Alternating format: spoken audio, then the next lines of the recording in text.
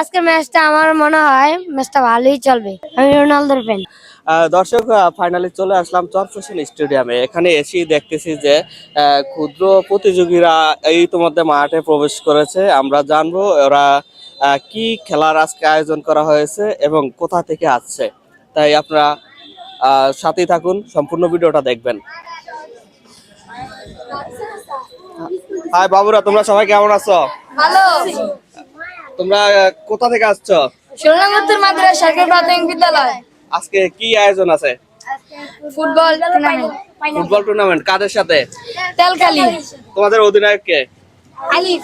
আলিফ। আসতেছে। আর তোমরা সবাই প্রতিযোগী? হ্যাঁ, জি।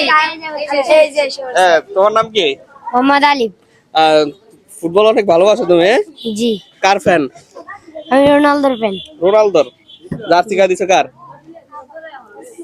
হ্যাঁ, এটা স্কুল থেকে বানাইছে, এটা তো আমগো কথা মতো হয় না। স্কুলের নাম কি?